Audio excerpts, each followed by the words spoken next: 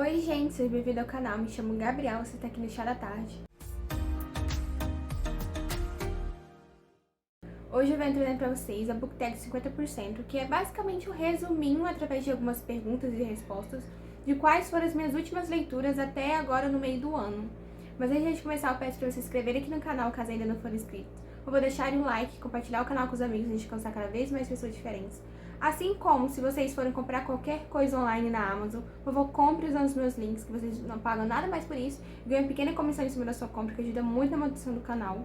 E se vocês se interessarem por algum desses livros que eu citar aqui ao longo do vídeo, vai estar tudo linkado aqui abaixo, no box de descrição, assim como também vai estar linkado todas as minhas redes sociais. Então vamos lá. A primeira pergunta, da Booktag é: qual a sua melhor leitura até o momento?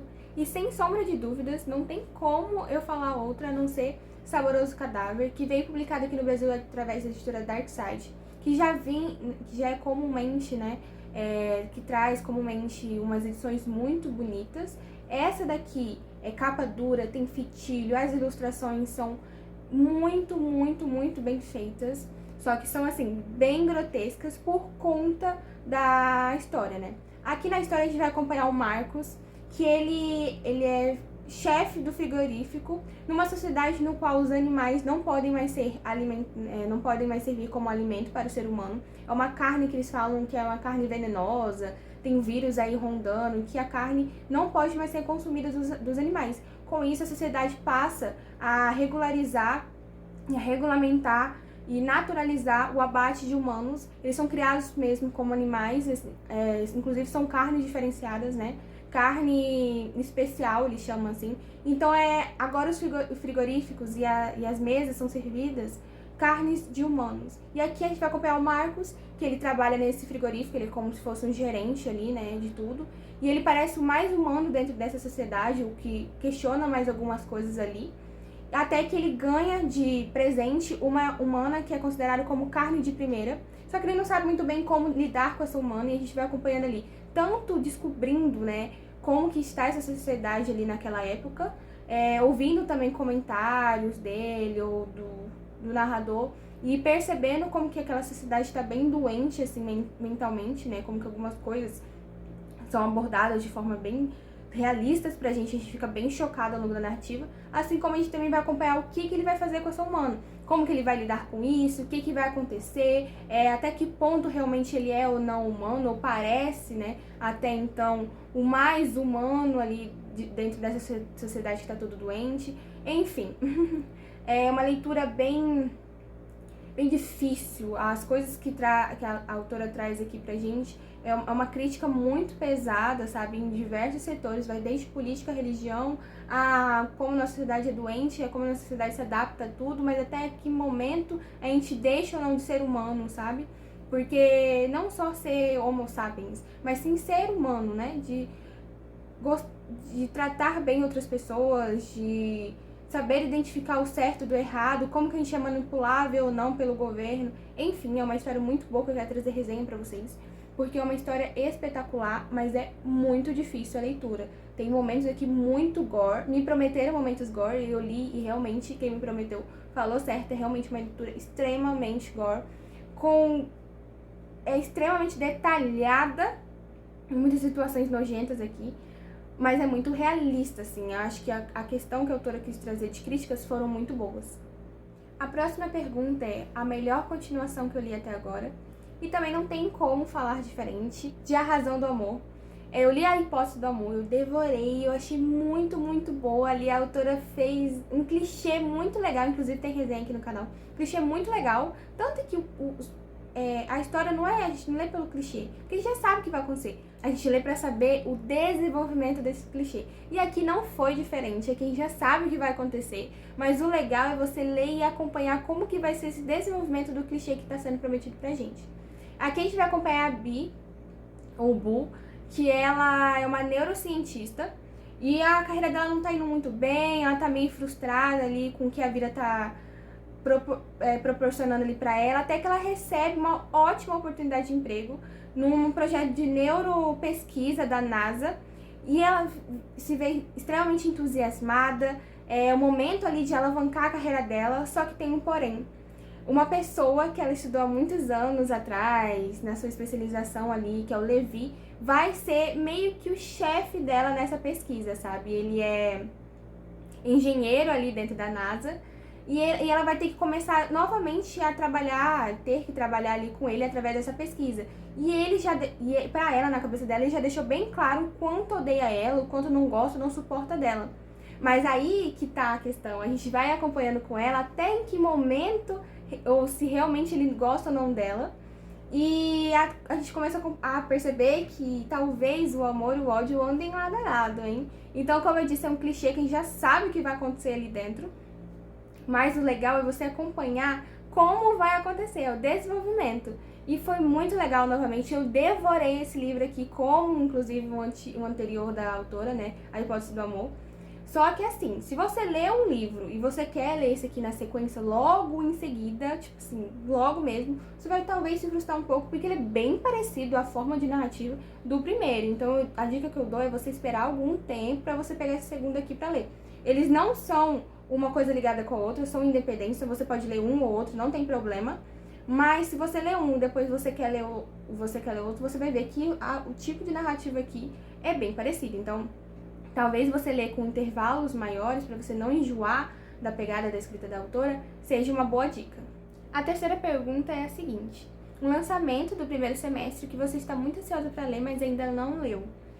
Bem, esse aqui é um livro um pouco mais pesado, eu ainda não tenho ele aqui justamente porque o valor dele também é um pouco também salgado, mas eu quero ler bastante porque eu vi alguns comentários e talvez a pegada, né, da história seja uma coisa que eu gosto bastante, porque eu gosto de livros com matemáticas mais pesadas, assim, né.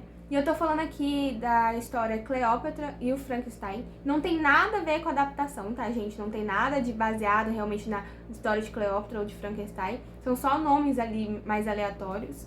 Mas, até então, né, que eu saiba. Mas eu vou falar aqui por cima, basicamente, o que fala a sinopse. Também não sei além disso, tá? O que eu contar aqui pra vocês é o que eu sei. Então, se tiver errado alguma coisa, podem colocar aqui nos comentários. Mas, basicamente, a sinopse fala o seguinte: a Cleo, como ela é chamada na história, ela tem 24 anos e ela é pintora. E ela tenta ali fazer com que sua vida dê certo na imensa Nova York. Até que o seu visto está esgotando, né, o tempo, o seu visto. Então ela vai ter que retornar para a cidade, para o país natal dela. E ela conhece o Frank. O Frank, ele tem vícios ali, que a gente descobre inclusive na sinopse que ele tem vício em bebedeira. Mas ele parece uma pessoa mais atraente, parece uma pessoa interessante ali para ela. E ele faz uma proposta de se casar com ela e fazer com que ela continue ganhando, através do visto, né, a partir do momento que ela casa com ele, continue morando ali no país. Ele é 20 anos mais velho que ela, então a gente já tem essa pegada aí mais diferente, porque a gente sabe que ele é mais velho que ela, bem mais velho que ela, ou seja, com outras vivências, ela ainda é nova, ele é viciado em bebida, sabe mais o que. Então tem toda essa temática de até onde vai esse relacionamento, né? Se é ou não abusivo, coisas que vai acontecendo ali durante a narrativa. E pelo que eu vi, outras resenhas, outros comentários, é uma história difícil, assim, sabe? Um pouco mais dura pra quem já sofreu relacionamento abusivo ou que já tenha passado por algum problema em algum relacionamento que seja voltado a vícios, sabe, relacionamentos um pouco mais abusivos, enfim. Então, pelo que eu entendi é isso, a gente vai acompanhar ali a história da Cleo e do Frank, esse casamento deles, essas conturbações, né, do dia a dia, não só de casados, mas desse relacionamento que talvez tenha começado um pouco mais problemático. Enfim, falam que é uma história um pouco com temática mais pesada, que você tem que parar, refletir, pensar sobre ela. Algumas pessoas falam que não gostaram, outras falam que sim. Principalmente sobre o final, tem muita gente que não gosta do final, tem gente que já gosta, que fala que sim, a vida é aquilo ali mesmo, aquele final é aquele final que tem que ser mesmo, que ela é uma história dolorosamente realista. Então não sei o que eu vou achar, mas eu tô bastante interessada na leitura. A próxima é um lançamento do segundo semestre que você está muito ansiosa para ler. E aqui eu vou falar de um livro da Paula Alexandra, que também é youtuber, que também é escritora, enfim, ela tem muitas funções, muitas carreiras. E tem um livro agora para lançar dela que se chama Amor às Causas Perdidas. A capa é lindíssima, lindíssima. Como eu disse, como também não li ainda até o momento, eu vou falar pra vocês brevemente a sinopse. Então tudo que eu falar aqui é o que tá na sinopse, não sei se condiz realmente com a história, não sei o que tá acontecendo, mas eu vou falar o que a sinopse fala. E a sinopse é a seguinte: Na história a gente vai acompanhar a Laura, que ela é amante das causas perdidas, ela gosta de finais felizes, de histórias felizes, ela é aquela que tem uma visão do mundo do copo meio cheio, sabe? Em vez de pensar o copo tá vazio ou cheio, ela sempre vai pensar pela perspectiva do copo sempre estar meio cheio. Até o momento que ela vai ver que vai acontecer alguma coisa ali na família dela, que ela vai se ver frustrada, que ela vai se ver sendo uma causa perdida, sabe? Quando o mundo, quando até o momento ela via o mundo como perspectiva mais feliz, vai acontecer alguma coisa ali na história que ela vai cortar laços definitivos com a família e vai passar a se ver como uma causa perdida.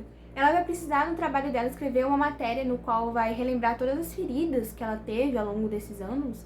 E para isso vai ser muito importante, talvez, lembrar de algumas frases, de alguns momentos que ela teve com uma pessoa 3 anos atrás, que é o Theo. O Theo, ele é geriatra e ele morre de medo da morte. O problema é que ele tá sempre ali, por ser médico, lidando com a morte. E ele tá longe da família, ele tá em outro estado, em Minas Gerais, e ele se vê muito perdido sem saber o que fazer, porque ele quer ao mesmo tempo estar perto da família, ele não quer estar vivendo essas vivências ali, situações lidando com a morte, ele quer o tempo todo estar perto da família, então ele resolve abandonar tudo a sua residência e voltar para a cidade dele, né, pro estado dele, até que ele descobre que simplesmente quando ele chega lá, ele descobre que ela tá ocupando não só o quarto dele e a casa dele, como também pode ser que ela comece a ocupar outro espaço dentro da mente e do coração dele. E aí, juntos, os dois vão descobrir forças, vão um se unir ao outro e tentar lidar com os traumas e os medos que os rodeiam. O próximo é o livro que mais te decepcionou nesse ano. E, gente, eu tenho que trazer esse livro aqui. Ele é lindíssimo. É um livro que eu acho que eu já comentei aqui no canal que eu morri de vontade de comprar ele. Em algum momento nas redes sociais da minha vida eu comentei sobre isso. Porque ele é lindo. Ele tem umas ilustrações belíssimas. A capa dele é linda, é capa dura, tem fitilho, tem tintura no recorte, tem tintura na lateral. Ele é espetacular, ele veio pela Dark Side. E ele falava, o nome do livro é Princesas Dark, da Dark Side. E aqui a gente encontrar na história a história verdadeira, né, das princesas da Disney. Como realmente eram essas histórias, sem aquela questão de romantização de tudo. Então eu falei, putz, vai ser muito legal. E foi muito chato. De 10 pontos que a gente tem aqui, 2 realmente foram interessantes, que é o da Pequena Sereia. E tem um outro, mas vocês podem perceber que não foi tudo isso a partir do momento que eu nem lembro da história. Primeiro que pra mim não trouxe muitas novidades aqui, porque algumas das histórias eu já conhecia, tipo da Cinderela. Outra coisa é que tem um conto no final aqui, que é o conto que mais leva páginas, assim, que não é de princesa, e é um conto extremamente chato, entediante. Basicamente essa é a palavra que define esse livro, ele é meio entediante. Não amedronta, mas também não diverte, você fica entediado, porque a maioria dos contos são meio chatos. Não sei, não gostei muito não, eu achei que fosse ser uma coisa mais dark, mais pesada, mas achei bem meia boca, sabe? Inclusive o último conto é pior pra mim, porque ele é muito chato. Muito adiante, são muitas páginas dele e não vai pra lugar nenhum. É muito viajado, eu não gostei. Mas é uma pena, porque essa capa é lindíssima. E por mais que as ilustrações sejam muito, muito bonitas aqui dentro, as ilustrações não tem nada a ver com as histórias. Então, assim, beleza, design muito bonito. Mas o que as ilustrações têm a ver com as histórias? Tipo, sabe? Eu também, até as ilustrações, eu fiquei meio confusa, assim. O que ela tem a ver com as histórias? Enfim, só lendo pra vocês saberem o que eu tô falando, entendeu? Eu achei esse livro aqui muito lindo, mas um porre. O próximo é o livro que mais te surpreendeu esse ano. E, gente, sem sombra de dúvidas, esse livro aqui. Eu li sem expectativa nenhuma, eu li durante as férias da faculdade do trabalho em janeiro. Peguei 20 dias do trabalho e tava, né, nas férias da faculdade. E eu devorei livros e eu peguei esse daqui só pra, vou passar um tempo aqui, já que eu não tenho nada pra fazer durante esse tempo. E ele me surpreendeu, assim, completamente, entendeu? Eu não sabia o que esperar dele e ele foi muito bom. Inclusive, eu chorei nesse livro, que é Aurora Sandy, tanto do autor Jay Christopher como da Amy Kaufman. Eu já tinha ouvido falar do Jay Christopher, inclusive muitas pessoas falam muito bem da escrita dele, só que eu nunca tinha lido, então eu não sabia a minha experiência com a leitura dele, principalmente como tinha outra pessoa, eu não sabia até que momento ele interferiu ou não na história, então eu não fui com expectativa, sabe? E ele me surpreendeu positivamente. Aqui na história a gente vai acompanhar um ano de 2380, no qual a humanidade se espalhou pelo mundo não só através da Via Láctea, mas também de outras vias, né, de outras galáxias. E aí os recém-formados cadetes da Academia Aurora, que formam, né, esses viajantes, esses lutadores espaciais, vão começar a se desbravar através dessas galáxias, desses outros países, desses outros mundos, enfim. E aqui a gente vai começar a acompanhar o Taylor Jones, que ele é um recém-formado na Academia, né, Aurora. E ele é um cadete muito esforçado, se dedicou a vida inteira, ele é realmente um aluno exemplar. Está a um passo de escolher os alunos que ele quiser, o esquadrão que ele quiser, até que na véspera da sua colação de grau, assim, ele resolve dar um passeio, pega uma nave, resolve dar um passeio pelas vias lácteas aí, pela galáxia, e ele encontra uma nave que estava desaparecida há séculos com a Aurora dentro, e ele tenta salvar ela, e nesse percurso de salvar ela, não sabe o que está acontecendo, não sabe o que está rolando, ele acaba cometendo várias infrações ali dentro, salvando ela, que ele nem sabe quem ela é. Ela acorda, ela não sabe nem onde ela tá, porque a gente descobre que ela é uma das primeiras habitantes da Terra que foram enviadas as suas naves para descobrir outras galáxias, então ela é de séculos atrás. Uma das naves, as naves que estavam levando esse pessoal desapareceu completamente, ninguém sabe o que está acontecendo, então a gente vai acompanhar ali por diversos pontos de vista dele, de outros esquadrões dela, o que está acontecendo nesse mundo atual, o que aconteceu com ela no passado, ao mesmo tempo que ele, por cometer várias infrações, ele não pôde escolher o esquadrão que ele queria, então foi selecionado outras pessoas aleatórias, assim, para dentro desse esquadrão, que cada um tem uma personalidade, cada um tem um defeito, uma qualidade, mas que no final a gente vai ver que se completam muito. E através desses mistérios todos, o que aconteceu com ela, o que aconteceu com a Terra, o que aconteceu com esses esquadrões antigos, né, os primeiros que foram desbravar aí as galáxias. E aqui é uma ficção científica com fantasia, como eu disse, tem vários pontos de vistas ali. Então a gente conhece muito todos os personagens principais, né, que só fazem parte desse esquadrão. Ao mesmo tempo que você vai entendendo a política e os mapas, o que está acontecendo aí nesse mundo. E é muito interessante, o final ali tem um drama ali que, nossa, de cortar o coração. A gente não espera que tenha romance, mas tem romance, que são migalhas, mas as migalhas são muito boas, principalmente pra quem gosta de romance, tipo eu. Então as migalhas aqui foram sensacionais, os personagens são muito bons, muito bonitos, todos poderosos, muito bom, sensacional. Eu quero muito comprar o segundo livro e o terceiro para poder dar continuidade nessa leitura, porque falam que é muito bom. Eu ouvi alguns comentários talvez negativos a respeito do último livro, como o desfecho de tudo, mas não sei, né? Vou ler e depois eu apareço aqui com vocês pra dando uma resenha da trilogia e falando o que eu acho. A próxima pergunta é o personagem literário que você tá com uma quedinha por ele. E aqui não tem como falar ao contrário, que é Rohan, da série, né, Trono de Vidro. Eu li o sexto livro, que é Império de Tempestades, eu li aqui naquele tomo único. Eu poderia estar segurando o livro aqui, mas ele é muito pesado, então vai estar aparecendo na tela pra vocês. Porque ele é muito, muito, muito pesado e tá guardado ali nas estantes ali em cima, enfim. É um livro gigantesco, muito, muito grande, mas que a história é muito legal. Eu não vou falar o que ele fala aqui, não vou descrever a sinopse, porque como ele é o sexto livro de 8 livros, significa que eu tô mais pro final do que pro começo, então seria muito spoiler pra vocês.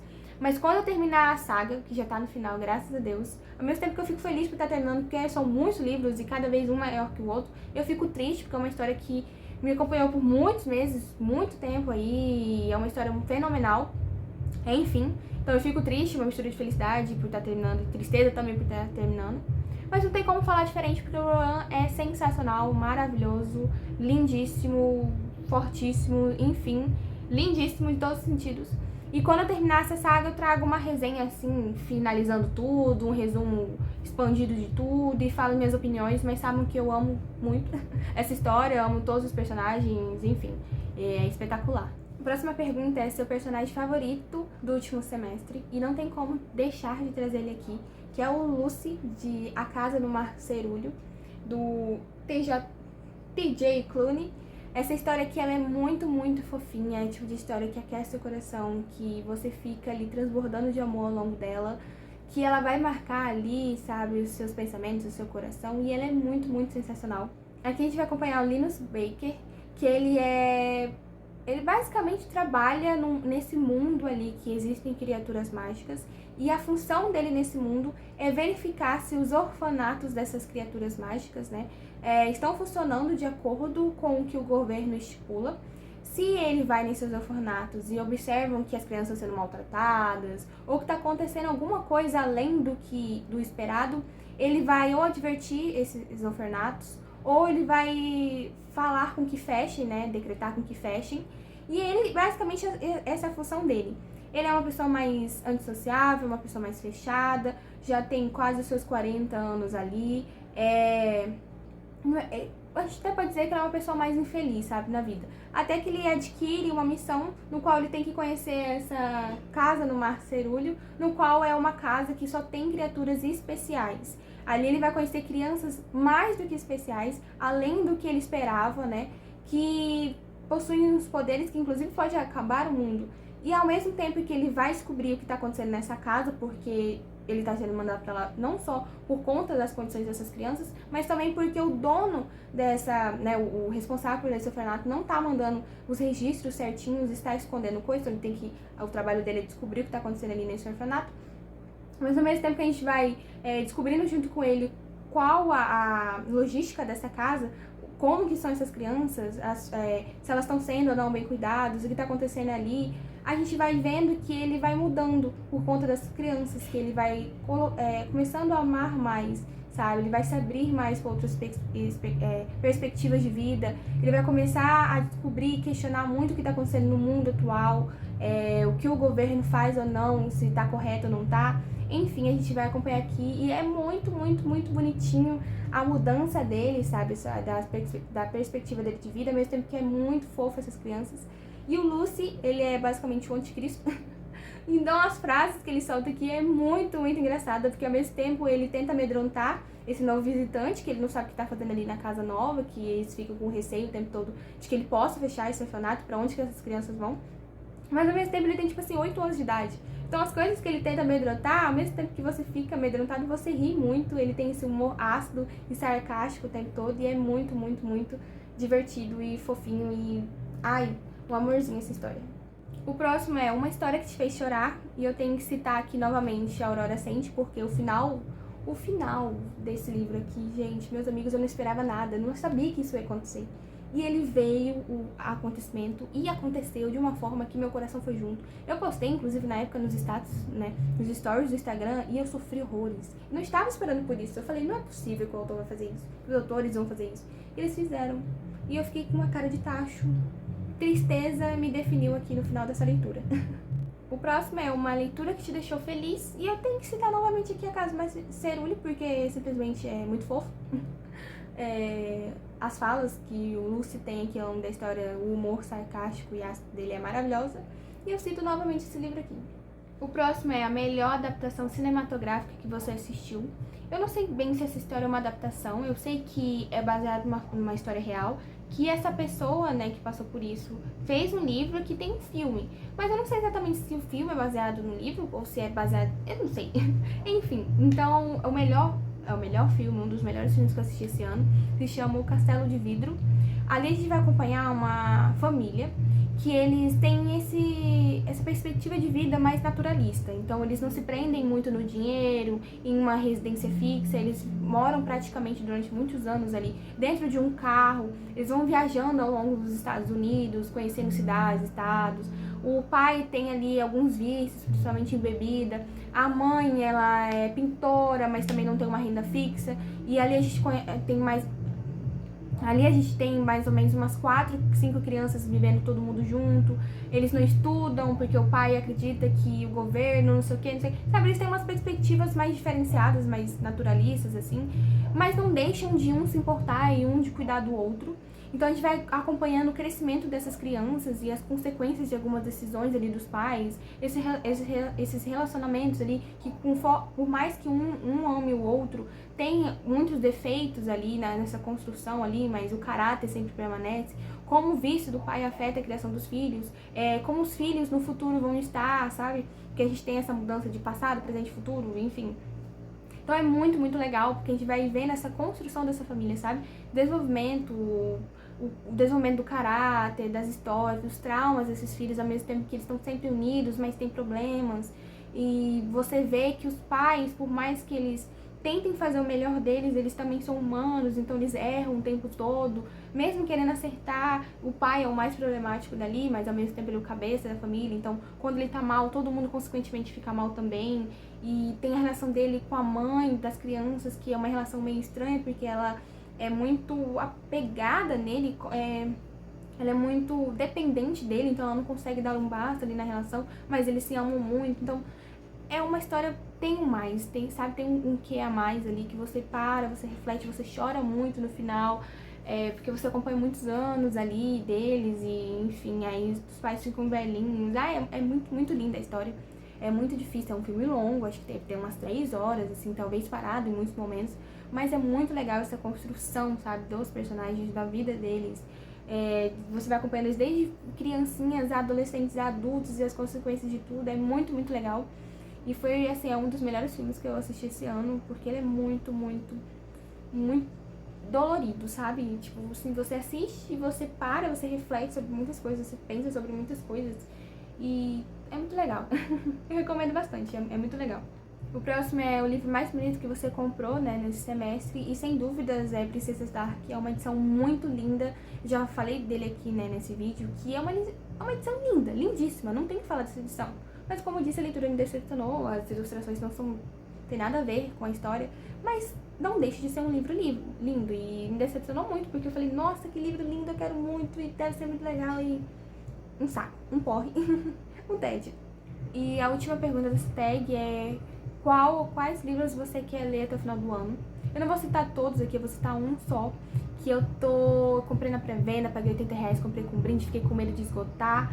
E eu falei, não, preciso ler, preciso devorar. E até hoje eu não li, que é Casa de Céu e Sopro, da Sarah J. Maas. É o segundo livro da série, não sei se vai ser série de trilogia que ela tá planejando aí, que é da Cidade da Lua Crescente, né? Vai vir um terceiro aí, que já foi até confirmado capa, a capa é lindíssima, as capas, né, dessas edições são muito bonitas.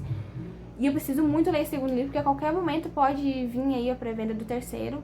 E até agora eu não li o segundo.